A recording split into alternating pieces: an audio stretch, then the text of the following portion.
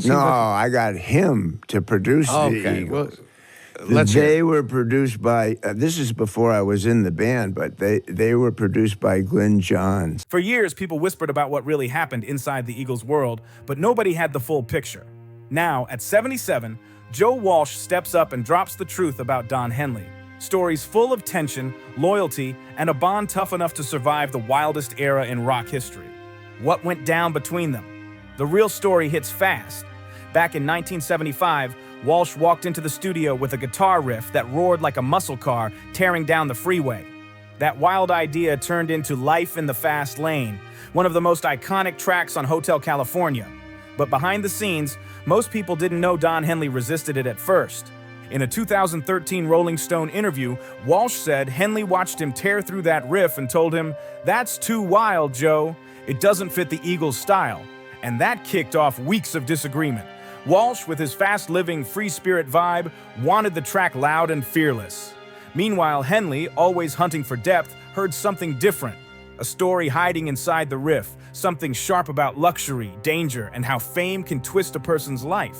Glenn Frey, the heart of the band, had to step in and settle things. Walsh remembered him saying, "This riff is gold. Let Joe do what he's great at and then add your magic."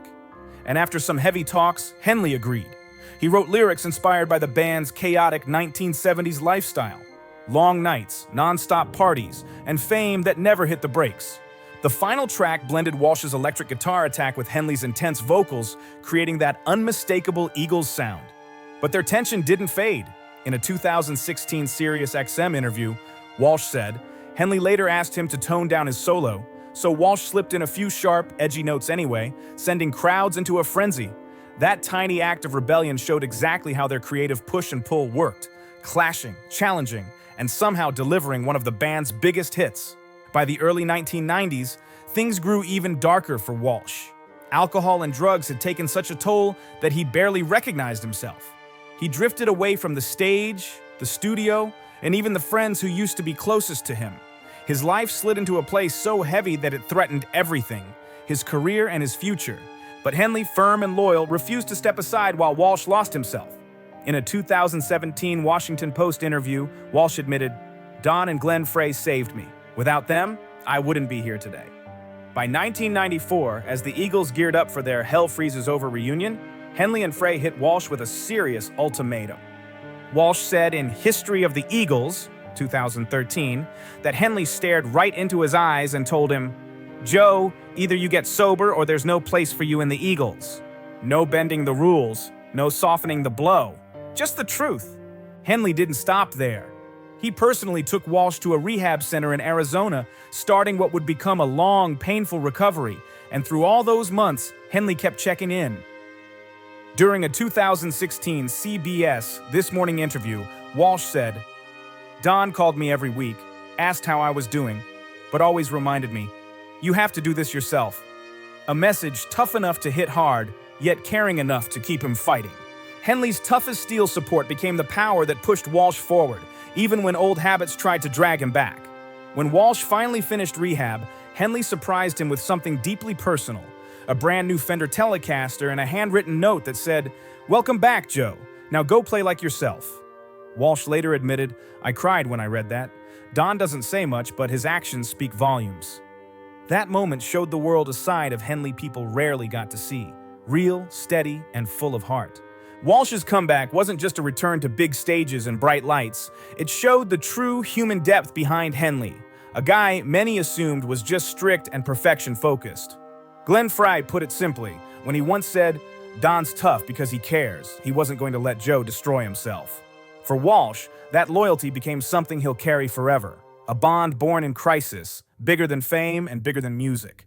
Then came January 18th, 2016, the day Glenn Frey passed away, leaving the Eagles with a void no one could ever replace.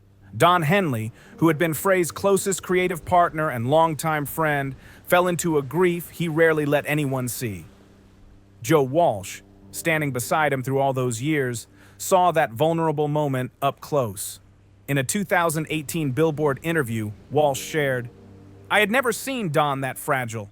He was sitting alone in the studio listening to Desperado with red eyes like he was saying goodbye to Glenn. That image showed a Henley the world never knew, a strong man carrying a loss that hit straight to the heart. After Frey's funeral, Henley was sure the Eagles couldn't go on without him. Walsh remembered a private meeting at Henley's Los Angeles home where Don told him and Timothy B. Schmidt, "Without Glenn, the Eagles are just an empty shell." Henley wasn't interested in keeping the band alive for fame or money. His loyalty to Frey ran too deep. They had built classics together, from Hotel California to New Kid in Town, and Henley wasn't ready to continue without the man who shaped those songs with him. But Walsh and Schmidt couldn't let the Eagles disappear. They gently pitched an idea, bringing in Glenn's son Deacon to carry on his father's legacy. In the updated History of the Eagles, 2016, Walsh recalled telling Henley, "Glenn would want us to keep going and Deacon is the way to honor him." Henley stayed quiet for a long moment before finally nodding, a choice heavy with emotion, made with care and loyalty. Before their first show with Deacon at Classic West in 2017, the weight of it all hit Henley hard. Walsh later shared that Henley pulled him aside backstage and said, "Joe, we have to do this for Glenn. We can't mess up." As Henley explained in a 2017 CBS Sunday Morning interview, that responsibility pushed him to oversee everything: sound, lighting, staging, making sure Frey's legacy was treated with absolute respect. Timothy B. Schmidt summed it up in 2017 when he said, "Don brings his pain into the music. You can hear it when Henley sings Peaceful, Easy Feeling, every note carrying years of friendship and loss." Their performances stopped being just concerts. They turned into powerful tributes, keeping the spirit of the man who helped build the Eagles alive in every harmony. The pressure inside the Eagles had been simmering for years, and Joe Walsh, loud, wild, and unpredictable, slowly became the center of Don Henley's frustration. Everything exploded during the notorious Long Night at Wrong Beach concert in California, where arguments broke out right on stage for the entire crowd to see.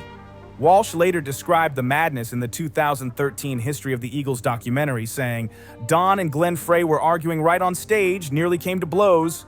I was drunk and cracked a few stupid jokes, which only made things worse." Henley, trying desperately to keep the show from falling apart, shot a furious glare at Walsh that said everything without a single word. After the concert, Henley confronted Walsh and accused him of being a saboteur, blaming him for careless comments he had made to reporters, comments that only pushed the cracks in the band wider. Walsh owned up to it years later, telling Rolling Stone in 2016, "I was drunk a lot, saying random things to journalists about what was going on inside the Eagles." He said the band felt like a family in the middle of a messy breakup. Emotions high, patience low, and everyone feeling the weight of their own issues. The whole thing showed how fragile the group had become. Henley, who worried the band's reputation was slipping away, later said in History of the Eagles, "Joe wasn't malicious, but his lack of control made it nearly impossible for us to keep going." But Walsh never held bitterness toward Henley. He understood the pressure they were all under after the massive success of Hotel California and years of non-stop touring that had drained everyone dry. In a 2017 Sirius XM interview, Walsh even explained, "Don carried the heaviest load. He was writing, singing, and trying to keep us from falling apart. I understand why he got mad."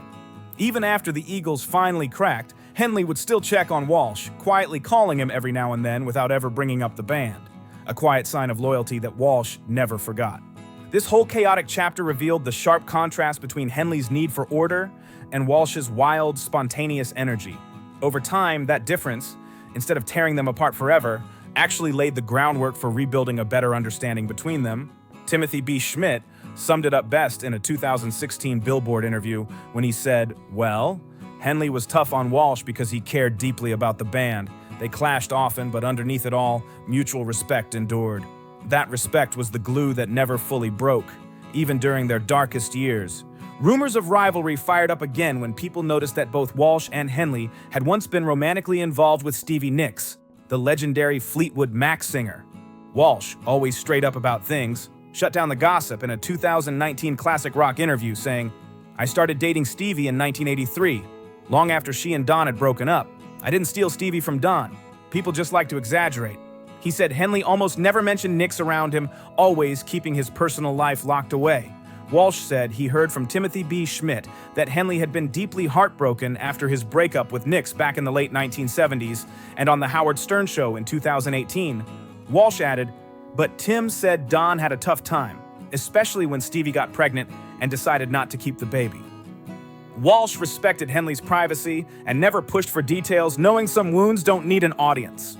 One unforgettable moment came in 1984 when Walsh, who was dating Nix at the time, invited her to an Eagles show in Los Angeles. Henley wasn't thrilled. Walsh remembered it clearly.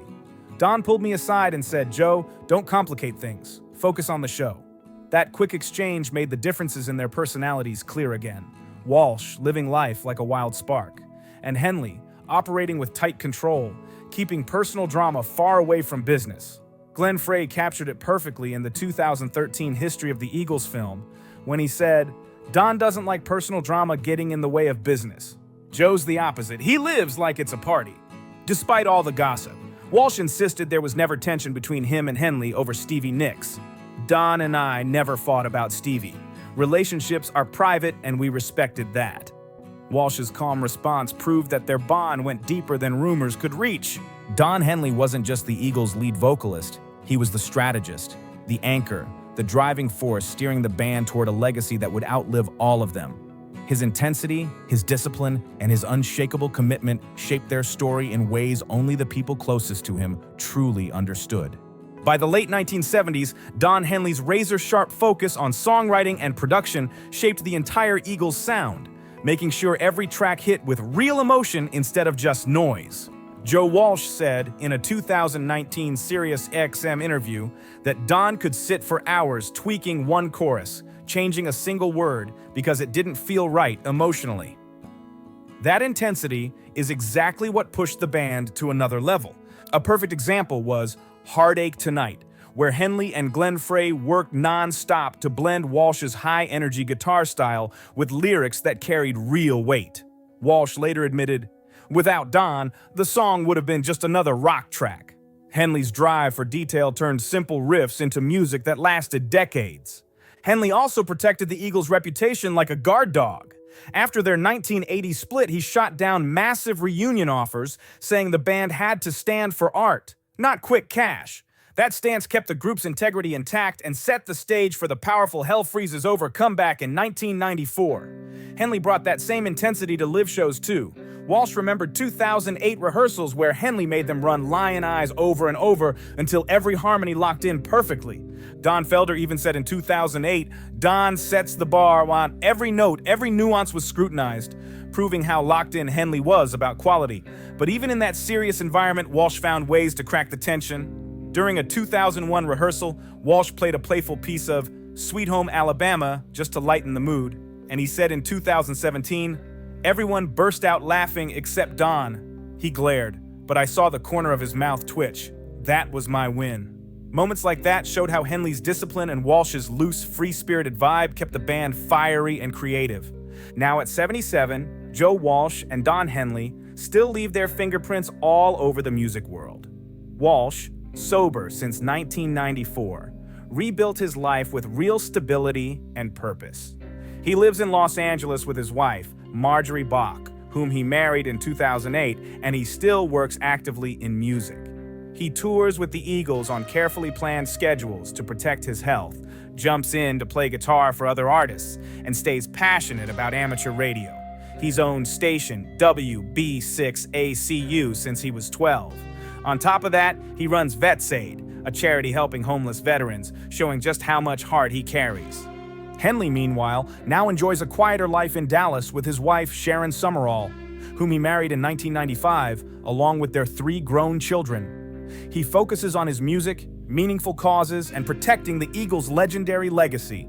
He performs solo at times, including songs from his 2015 album Cass County, and he puts energy into philanthropic and environmental work like the Walden Woods Project, which protects historic land in Massachusetts and supports music education. Even with their separate lives, Henley stays tightly connected with the surviving Eagles, especially Timothy B. Schmidt. And he frequently honors Glenn Frey during performances, keeping the spirit of their brotherhood alive for fans everywhere. From Walsh's blazing guitar moments to chapters of personal redemption, from heavy creative battles to decades of loyalty, their partnership tells a story deeper than fame. Walsh has opened a window into who Don Henley really is, a man built on loyalty, discipline, and steady commitment. Together, they've shown the world that true legends aren't remembered only for their hits, but for their passion, forgiveness, and the powerful bonds they build across a lifetime. Drop your thoughts in the comments below. Hit that like button if you felt something real, and don't forget to subscribe for more stories.